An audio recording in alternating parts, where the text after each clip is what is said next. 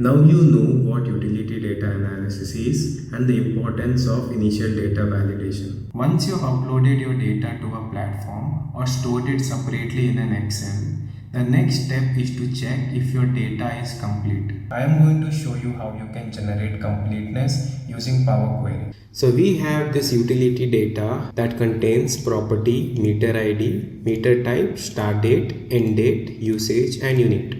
To generate completeness for each meter ID, we just require the meter ID, start date and end date. But before that, let us perform few initial validation to understand the date. So the first step is to check if end date is greater than start date. Let us format it to date. Once you sort it out, you'll notice there is a single line item where the end date is greater than the start date. You can either delete it here or you can add a formula in Power Query where you can unfilter it, which I'll be showing you further. The second step is to check for middle gaps and overlaps. So what this formula does is, for the same meter ID, it compares the second start date and the previous end date and it finds out if there is any middle gaps between it. So now it is comparing what is the gap between the first end date and the second start date. So you find a gap of 9 days. Similarly, you check for any overlaps. But you can observe that these two line items have the same start date,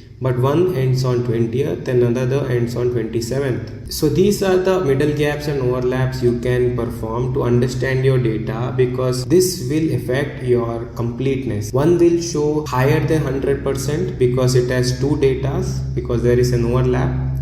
Some will show lesser completeness because there is middle gaps. So the next step is to identify unique line items. So I have unique meter ID 1.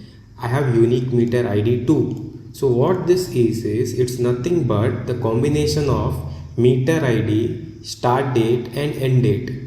And unique meter ID 2 is a combination of meter ID, start date, end date and usage. Now I'm just going to highlight the duplicate values using conditional formatting. And firstly we are going to use unique meter ID 2 because all the line items are same. And if you generate a completeness, you will observe 200% completeness for it.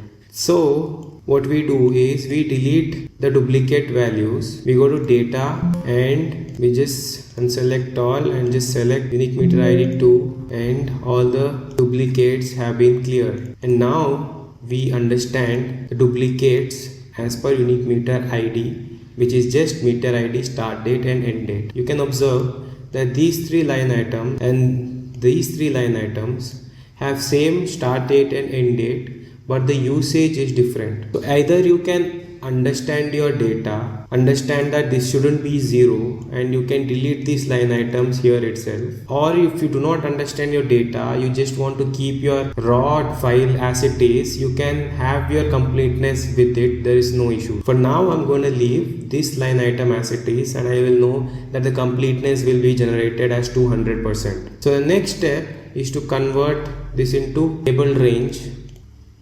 So now we are in the Power Query editor. As I told, we only require meter ID, start date and end date to get the completeness if you are performing it for meter level, and we don't need this, so we are going to delete the other columns and convert the start date and end date to dates. So next step will be to check if end date is greater than start date. So we create a custom column. So we will name this as date check, and this will be the formula. And we can see that there is one line item that is invalid that we observed earlier. So we need to unfilter invalid, and this is an important step because it will cause errors in the next formulas that we perform. So once only valid is selected, all we need to do is just remove this column, and the next step is to create an individual line item. For that we create custom column, we call it date list. So once the column is created, you expand it to new rows. So now you have around 200 rows. Once you expand, you get each individual row for each date. So now we don't need start date and end date. We remove this column. Now convert this into date. Now from this, bring out start of the month and days in month. So once you have start of the month and days in month, it's time to transform this. Go to group by advanced. So we are going to group meter ID and start of the month. The new column name will be days covered, and the operation is it will count the rows, and you add an aggregation and another column for total days in month.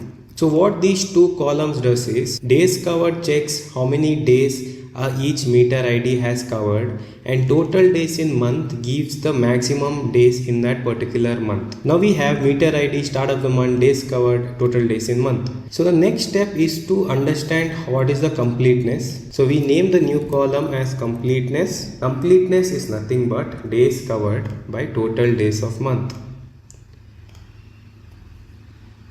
We convert this into percentage, and we can observe that for January it is 83% complete, for February it is 100% complete, and so on.